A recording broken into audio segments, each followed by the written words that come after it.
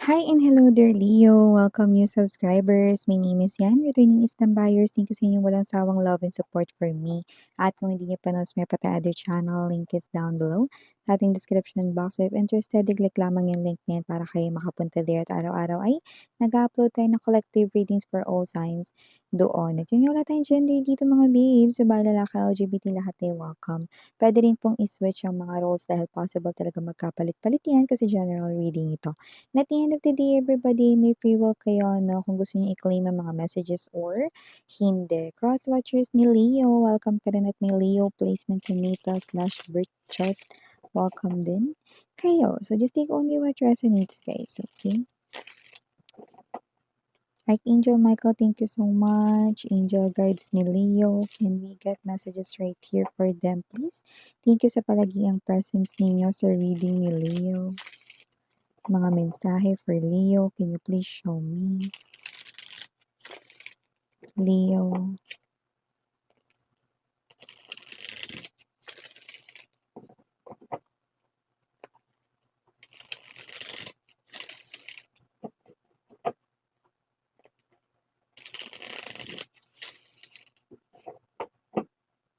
Okay, so Leo, let's go ahead and check these messages right here para sa'yo, guys. So you do have here the energy of Two of Swords,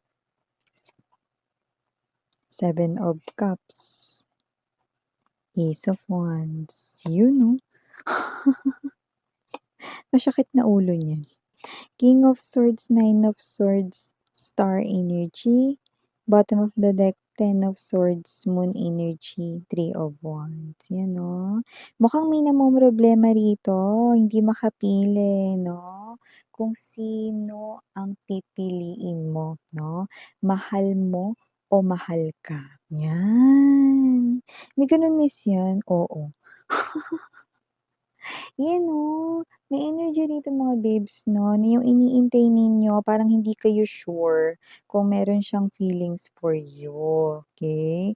Pero meron naman dito nagpapahiwatig ng pag-ibig sa'yo 'no, pero meron ka nga kasing nagugustuhang iba 'no. So nakikita natin dito mga babes 'no, na parang hindi mo alam kung ano yung gagawin mo 'no, kasi nakikita nakikita mo rito 'no, na ganito kasi yan, eh, alam mo kasi na mas magiging masaya ka dun sa tao na nagugustuhan mo talaga kung magiging kayo nun, 'di ba? Yung isa naman 'no, nakikitaan mo naman na parang puwede na, kaya lang meron ka talagang mas nakakaangat or mas nakakalamang na isa pang nagugustuhan, no, hindi mo alam, you know. Ayaw mo rin naman na parang pakawalan yung chance 'no, kasi parang may iba rin ditong nakaabang doon sa person na may gusto sa'yo pero hindi nga yun yung gusto mo 'no. Pero alam mo yung energy na kung wala ka lang sigurong ibang nagugustuhan, alam mo sa sarili mong may chance, eh, 'no, para dun sa tao na yun. Pero hindi mo rin alam mga babes 'no, 'yan. So nakikita ko rito, okey lang 'yan, naguguluhan ka rito 'no. Hindi mo naman kailangan magmadali na magdesisyon or gumawa ng kahit na anong hakbang dito lalo na patungkol sa iyong usaping puso, 'di ba? So tingnan mo rin ang iyong sarili dito, 'di ba? So kung ano man dito 'no, yung parang um, nararamdaman mo, eh, give yourself some time, okay, to think and assess your feelings and emotions, no? And from there, okay, makakapag-decide ka, you know. Spirits are saying, your angels are saying, no, confusion ay mahahawi, ang ulap mga babes 'no ay maaalis 'no, at magkakaroon ng kaliwanagan. Hindi lang yung isip mo dito kundi pati ang iyong emosyon 'no, sa mga darating na mga linggo, okey? So, okey lang 'yan, 'yan 'no. So, parang ikaw 'to 'no, na sino ang pipiliin mo 'no, 'yan. Kung sino man 'no, yung pangarap mo ba rito, itong tao na 'to mga babes 'no, na parang andiyan lang palagi for you 'no, na nakikitaan mo din naman ng potensyal. So, it's up to you. Ang taray, may gano'n. Sa iba naman wala kayong kamalay-malay, may surprise dito 'no, ang inyong bebe loves 'no. Kung meron na kayo dito na boyfriend 'no, girlfriend na LGBTQs, of course welcome din kayo. Nakakita tayo dito 'no ng proposal galing sa kanya 'no. This person here is someone nakikita ko ritong ito ay gusto niyang maging matagumpay 'no, successful na surprise rito 'no. So ito nakikita natin dito ang iba't iba pa rito na parang mga ka-close ninyo na energy. So definitely this is such a special, hindi lamang special day para sa inyong dalawa kundi para na rin dito 'no, sa nakasaksi ng inyong love life. So nakita tayo dito ng proposal coming up for you guys. Marriage proposal, you will engage dito sa person na 'to 'no, and mangyayari ito mga babes 'no, within 4 to 5 months. Yan 'no, sa loob ng 4 to 5 months from now, you will get engaged with this person, Leo. So yan. So nakita rin tayo dito ng energy mga babes 'no, na meron ditong energy na nagkaka-crush sa inyo. Medyo very naa-attract siya sa inyo dahil dito sa isang klase ng parang, pinapakita ninyo 'no. So, hindi naman sa parang nacha-challenge siya rito 'no, pero gusto niya rito yung energy na parang pinag-aaralan ka niya 'no, yung parang may energy ka dito na napaka-strong ng personality mo, parang intimidating, Leo, gano'n 'no.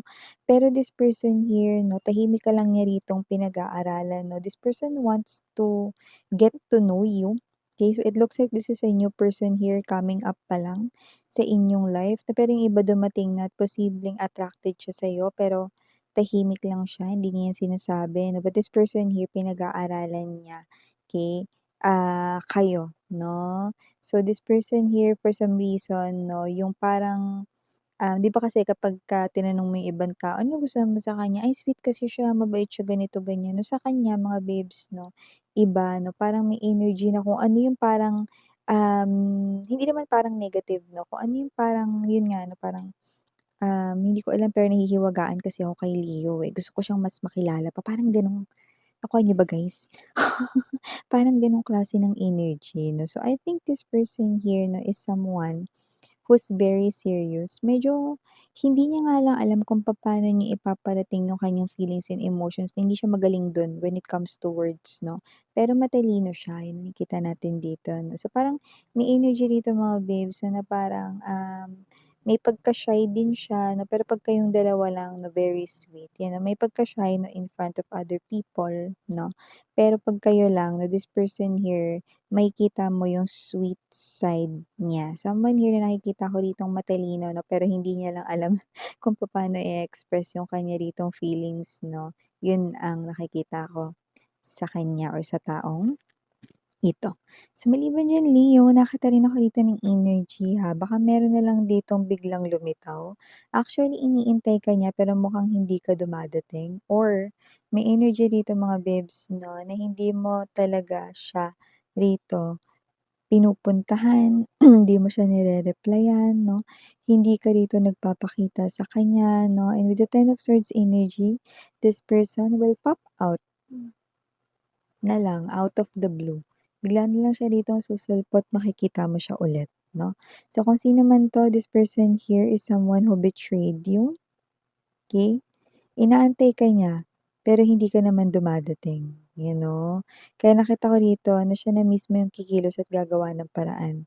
This person here, okey, is someone na medyo nasasaktan yung damdamin niya rito kasi parang hindi mo na kayang panghawakan yung pangako mo. Pero ang tanong ko sa kanya, may pangako rin naman siya na hindi niya rito napanghawakan sa inyo. Kasi this is your ex na mas lumalabas or lumilitaw dito 'no, pero may sinasabi siya rito na parang binanggit mo dati na ano man yung mangyari, siya pa rin yung iibigin mo, hindi ka magmamahal ng iba, maghihintay ka sa kanya. Pero may mga marami ng bagay, marami na ring mga nangyari at nagbago 'no. So may mga energies rin dito mga babes na na parang siya, may mga nagawa rin siya rito, parang in-expect niya sa kabila ng nagawa niya 'no, yung pangako mo sa kanya na parang siya at siya pa rin 'no, gusto niya panindigan mo pa rin yun, 'di ba? Wow ha, may gano'n siya Leo, Pero nakikita natin dito na kung sino man siya 'no, this person right here 'no, feel betrayed by you 'no. dahil dito sa pangako mo. Pero kagaya ng binanggit ko, marami ng nangyari, marami ng nagbago, yun din yung sinasabi mo rito, "Miss yan, ano 'to?" Parang sinasabi ba ng tao na 'yan na magpatuloy akong magpakasyunga sa kanya na parang hindi ko naiintindihan kung ano yung mga nangyayari rito. Tapos siya gusto niya na panindigan ko yung pangako ko sa kanya na siya mismo hindi niya yun tinupad. I know, okay. Nakita ko yun dito 'no, kasi nakita ko dito na parang minsan mo rin with the star card energy right in here na Ten of Swords, minsan mo rin pinanghawakan yung pangakong iyon 'no. Alam mo sa lahat ng star card energy, ito yung malungkot, you know, 'di ba? So, kung sino man 'tong energy na 'to, I think tinalikuran niyo na rin talaga siya rito 'no, kasi parang, may energy kayo dito na 'pag makita ko man siya, "Miss yan," magbabalik lang ulit lahat ng pain sa'kin, eh, yung sakit sa'kin, eh, yan oh, gano'n yung sinasabi niyo rito, Leo 'no. But this person here is waiting for you, waiting on you, but it looks like hindi na kayo darating dito, ayan. So, maliban diyan Leo, nakakaroon tayo ng energy rito mga babes, possible rito na baka maging busy kayo, okey, na may gawin sa inyong personal life na parang ito yung klase ng energy na may parang darating ritong sitwasyon kung saan parang magpapaka-busy ka dito na malilimutan mo dito yung ibang mga bagay kahit yung iba mong mga problema. So, puwedeng ito ay may kinalaman sa personal mong life 'no, like let's say, mag-aasikaso ka ng ganitong klase ng reunion ninyo, friends man 'yan or family reunion, magiging busy kayo to the point na madi-distract mo yung sarili mo sa iba mo pang mga problems or isipin 'no, which is a very good time din 'no, kasi nakikita ko rito na mas nakaka-relax ka rin at the same time gusto mo yung ginagawa mo. Focus ka lang dito sa bagay na 'to at marami sa inyo hindi pa 'to nangyayari, parang sasabihin pa lang 'to sa inyo 'no. Parang example, "Friend, 'di ba marunong ka sa ano, ikaw ang mag-asikaso dun sa inaanak mo na birthday party niya," 'yan 'no, or ganito, ganyan 'no. So, parang meron ditong energy, Leo, na parang paparating pa lang 'tong situation na 'to, pero nakikita ko rito na magfo-focus ka dito 'no, and at the same time mag-e-enjoy ka rin, 'yan 'no. Plus, parang makakapag-recharge din yung energy mo kasi ito yung energy na hindi ka napapagod, nalalabas mo pa nga dito yung pagiging creative mo. Yung iba rito marunong sa arts 'no and crafts, nakita natin dito. 'Yan, okey. And mag-ingat dito mga babes, nakita ko dito na posibleng, meron kayo rito na parang malaglag sa gamit ninyo 'no, something to do with importante 'yun, 'yan 'no. So, puwedeng ganito 'yun, nalaglag yung 20 mo, iyon nga yung kukumpleto ng pamasahe mo. Parang gano'ng klase ng energy 'no, or may malaglag ka ditong maliit na bagay sa bulsa mo or sa bag mo rito 'no, 'yan. Okey, so, tingnan ninyo 'no, yung inyong nilalakaran 'yan 'no, para makita ninyo kung may nalaglag kayong gamit, 'yan. Okey? So, yeah, ito yung mga messages right here for you, Leo. Thank you so much for your time here, babe. Again, I'm Yuriana Onni, sarang hiya, love and light. Ayun.